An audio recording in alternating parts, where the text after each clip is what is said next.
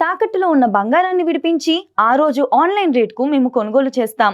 Akshaya gold hub. It's UTV ప్రేక్షకులకి స్వాగతం, సుస్వాగతం.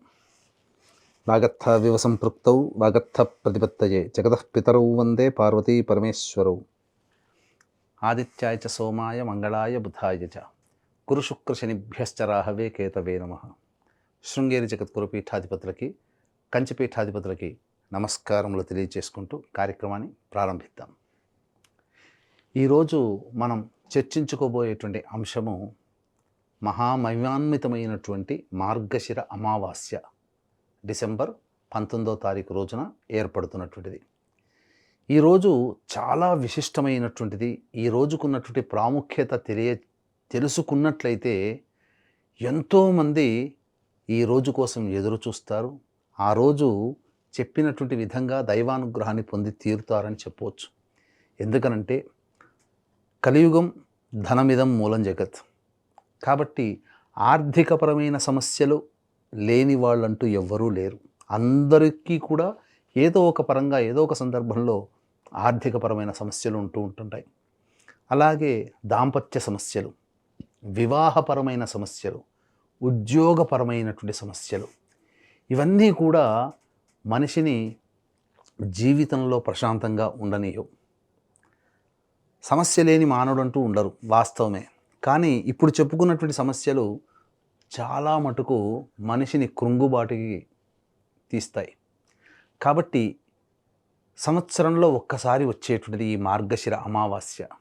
అసలు ఈ మార్గశిర అమావాస్యకు ఉన్నటువంటి విశిష్టత ఒక్క ముక్కలో చెప్పాలి అని అంటే, దశమహావిద్యలు అని మనకు తెలుసు, అమ్మవారి ప్రతిరూపాలు. ఈ దశమహావిద్యల్లో దశమ విద్య, పదవ విద్య కమలాత్మిక విద్య. ఈ కమలాత్మిక అమ్మవారు జన్మించినటువంటి రోజుగా చెప్పబడినటువంటిది. కమలాత్మిక జయంతి అని అంటారు. కమలాత్మిక అంటే ఎవరో కాదండి, సాక్షాత్తు మహాలక్ష్మి యొక్క అవతార స్వరూపమే. మిగిలిన తక్కిన 9 అవతారాలు పార్వతీదేవికి ప్రతిరూపాలవుతే, అందులో మాతంగి విద్య సరస్వతి అయితే, ఈ కమలాత్మిక మహాలక్ష్మి అమ్మవారి అవతార స్వరూపం. కాబట్టి ఈ రోజున చిన్న పరిహారం గనక పాటించుకున్నట్లయితే మీ కుటుంబంలో వివాహం కాని అబ్బాయిలు అమ్మాయిలకి వివాహం కుదురుతుంది. దాంపత్య సమస్యలు ఉన్న వాళ్ళకి దాంపత్యం కలుగుతుంది. అలాగే జీవితంలో ప్రశాంతత లేని వాళ్ళకి చైతన్యము, ఆనందముతో కూడుకున్నటువంటి జీవితము, ధన సమస్యలు ఉన్నటువంటి వాళ్ళకి ఆ సమస్యలు తీరుతాయి. కావున ఇక ఆలస్యం చేయకుండా ఆ పరిహారాన్ని తెలుసుకునే ప్రయత్నం చేద్దాం. దీంతో పాటుగా శ్రీకృష్ణ వారు గీతలో మాసానాం మార్గశీర్షోహం, మార్గశిర మాసమును నేనే అని అన్నాడు. కాబట్టి విష్ణువుని కూడా పూజించడం ఈ రోజుకు ఉన్నటువంటి ఇంకొక ప్రత్యేకత. ఇక ఈ యొక్క డిసెంబర్ 19వ తారీఖు రోజున లక్ష్మీ అమ్మవారి యొక్క అనుగ్రహాన్ని పొందే ప్రయత్నంలో భాగంగా పెద్ద పెద్ద పరిహారాలంటూ ఏమీ లేవండి.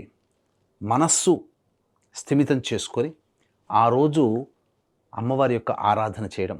అంటే ముందు రోజే ఇంట్లో మొత్తం కూడాను శుభ్రపరచుకోవడం, బూజు దులుపుకోవడం, అలాగే పూజా మందిరం అన్నీ కూడాను వస్తువులు అన్నీ కడుక్కోవడం, అన్నీ గురువారం రోజే 18వ తారీఖు రోజునే చేసుకోండి. ఇక 19వ తారీఖు రోజున వీలైతే చలికాలం కాబట్టి 4-4:30 కల్లా లేచి కాలకృత్యాదులన్నీ తీర్చుకొని చక్కగా ఒక మంచినీరు తీసుకొని ఆ మంచినీటిలో గళ్ళ ఉప్పు, పసుపు, ఇలాచి, జాజికాయ, జాపత్రి, కుంకుమ పువ్వు, పచ్చకర్పూరం ఇవన్నీ వేసి అవన్నీ కరిగిన తర్వాత బట్టతో, శుభ్రమైనటువంటి బట్టతో ఇల్లంతా కూడాను కడగండి. అంటే ఇల్లంతా కూడా తుడవండి, పూజామందిరం కూడా తుడవండి. తదనంతరం విష్ణు నామస్మరణ చేసుకుంటూ లేదా గంగా నామస్మరణ చేసుకుంటూ గోపంచకాన్ని ఇంట్లో అక్కడక్కడా చల్లండి. అప్పుడు ఇంట్లో పేరుకుపోయినటువంటి నకారాత్మకమైన శక్తి, అంటే నెగటివ్ ఎనర్జీ అంతా వెళ్ళిపోతుంది. ఆ వెళ్ళిపోయిన తర్వాత దేవతానుగ్రహం కోసం ఆకర్షణ, దేవతా శక్తిని ఆకర్షించుకునే విధంగా మీ ఇల్లు రూపుదిద్దుకుంటుంది. ఇక సూర్యోదయానికల్లా కూడా చక్కగా ఆవు నేతితో కానీ నువ్వుల నూనెతో కానీ దీపారాధన చేసి లక్ష్మీ సమేతుడైనటువంటి నారాయణుడి యొక్క చిత్రపటాన్ని లేదా విగ్రహాలని చక్కగా అర్చించండి. అంటే ఎర్ర గులాబీ పూలమాల కానీ లేదా తామర పుష్పాలు కానీ ఆ పటానికి వేసి చక్కగా షోడశోపచార విధానంగానైనా లేదా పంచోపచార విధానంగానైనా కానీ ఆ నారాయణుడు లక్ష్మీ విగ్రహాలకి లేదా ఆ యొక్క ఫోటోకైనా కానీ చక్కగా అలంకరణ ఈ పంచోపచార విధానంగా పూజాది కార్యక్రమాలు జరిపించి స్వీట్ నైవేద్యంగా పెట్టండి. ఈ రోజుకున్నటువంటి ప్రత్యేకత ఏంటంటే అమావాస్య శుక్రవారం నాడు కూడా కలిసి వచ్చింది కాబట్టి ఇది చాలా ప్రత్యేకం. 6:15 నుంచి 7:15 మధ్య కాలంలో ఈ ప్రక్రియ కనుక పూర్తి చేసుకొని ఉన్నట్లయితే తప్పకుండా దేవతానుగ్రహం మీకు కలిగి అనతి కాలంలోనే అనగా శివరాత్రి లోపల మీ యొక్క సంకల్పం నెరవేరుతుంది, సందేహమే లేదు. ఇక పెట్టవలసినటువంటి నైవేద్యం గురించి మనం చెప్పుకుందాం. ఆ నైవేద్యము పెసరపప్పు బెల్లంతో చేసినటువంటి పాయసాన్ని నైవేద్యంగా పెట్టండి. ఇక ఇప్పుడు ఒక మంత్రం చెబుతాను. ఆ మంత్రాన్ని వీలైతే 108 లేదా భగవంతుడు ఇంకా సమయం ఇస్తే 1008 సార్లు అనేటువంటిది మీరు జపం చేయండి. ఆ మంత్రం ఓం మహాదేవ్యై చ విద్మహే విష్ణుపత్న్యై చ ధీమహి తన్నో లక్ష్మీ ప్రచోదయాత్. ఈ యొక్క మంత్రాన్ని మీరు పఠించండి వీలైనన్ని సార్లు శక్తి కొలది. తదనంతరం మధ్యాహ్నం 1:15 నుంచి 2:15 మధ్య కాలంలో ఆ సమయంలో 3 ముత్తైదుల్ని పిలిపించుకొని వారు సాక్షాత్తు అమ్మవారి స్వరూపముగానే భావించి మూసి వాయనం ఇవ్వండి. ఒక 3 చాటలు తీసుకోండి. ఆకుపచ్చ రంగు జాకెట్ ముక్కలో జాజికాయ, జాపత్రి, అలాగే పసుపు కుంకుమ సంబంధించినటువంటి పసుపు కుంకుమ అగరవత్తులు, హారతి కర్పూరం, కాటుక, పూలమాల, ఇలా స్త్రీ సంబంధమైనటువంటి వస్తువులు అద్దము, దువ్వెన, కాటుక, గాజులు, రవిక బట్ట, పూలమాల, పసుపు కుంకుమ ఇలా ఒక్కొక్క చాటలో వేసి ముగ్గురికి ఇచ్చి ఆ ముగ్గురి చేత కూడా 3 సార్లు ఆశీర్వదింపజేసుకోండి. మీ కోరిక నెరవేరాలి తథాస్తు, మీ కోరిక నెరవేరాలి తథాస్తు, లేదా మీ సంకల్పం నెరవేరాలి తథాస్తు అంటూ మీరు ఆ యొక్క ముత్తైదులకి ఇచ్చి ఆశీర్వచనంగా 3 సార్లు తీసుకోండి, ఒక్కసారి కాదు. ఇలా మీరు చేయండి. తప్పకుండా మీకు ఈ మార్గశిర అమావాస్య రోజున చేసినటువంటి పుణ్యఫలం వల్ల మీ పిల్లలకి వివాహ సంబంధాలు అతి త్వరగా కుదురుతాయి, దాంపత్య సమస్యలు అతి త్వరగా నెరవేరుతాయి, ఆర్థిక బాధలు అనగా ఉద్యోగం లభిస్తుంది, రావాల్సినటువంటి డబ్బు లభిస్తుంది, అలాగే మీకు లోన్స్ కూడా శాంక్షన్ అవుతాయి. ఒక్కటి మాత్రం చెప్తాను, ఈ పూజంతా చేసిన సందర్భంలో ఒక్క తప్పు మాత్రం మీరు చేయకండి. అదేంటో చెప్తాను. వీక్షించేటువంటి యూటీవీ ప్రేక్షకులు కూడా గమనించాల్సినటువంటిది, ఈ సంబంధించినటువంటి మార్గశిర అమావాస్య సందర్భంగా కమలాత్మిక అమ్మవారు వెలిసినటువంటి కొల్హాపూర్ మహాలక్ష్మి దేవాలయంలో సాయంకాలం మీ జాతకరీత్యా కలుగు విద్య, వివాహ, ఉద్యోగ, దాంపత్య, అనారోగ్య సమస్యల నివారణకి లక్ష్మీ మూలమంత్ర సంపుటిత లక్ష్మీ సూక్త హోమంతో పాటు 21 విధాలుగా సర్వదోష నివారణ పూజల హోమాలన్నింటినీ జరిపించడం జరుగుతుంది. ఈ కార్యక్రమంలో నమోదు చేసుకున్నటువంటి వాళ్ళకి విష్ణువు సదా ధరించేటువంటి వైజయంతి మాల మీకు ఇవ్వడం జరుగుతుంది. అవకాశం ఉన్న వాళ్ళు కార్యక్రమ తదనంతరం కాంటాక్ట్ చేసి స్క్రీన్పై కనిపిస్తున్న నెంబర్కి కాంటాక్ట్ చేసి మీ గోత్రనామాలు నమోదు చేసుకోవచ్చు.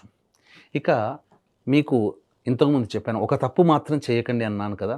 ఏంటనంటే అందరూ చేసేది లక్ష్మీ అమ్మవారికి మాత్రమే పూజ చేస్తారు. కాదండి, విష్ణు సమేతుడైనటువంటి లక్ష్మీ అమ్మవారిని ఆరాధిస్తేనే మీకు ఫలితం దక్కుతుంది. కాబట్టి లక్ష్మీ విష్ణు విగ్రహాలు కానీ చిత్రపటము కానీ మీరు అర్చించాలి. ఒక్క లక్ష్మీదేవిని మాత్రం మీరు పూజించకండి. అద్భుతంగా మీకు దేవతానుగ్రహం కలుగుతుంది. ఈ రోజంతా కూడాను దాంపత్యం పనికిరాదు, బ్రహ్మచర్య వ్రతాన్ని ఆచరించండి. ఈరోజు మధ్యాహ్నం నిద్ర చేయకండి.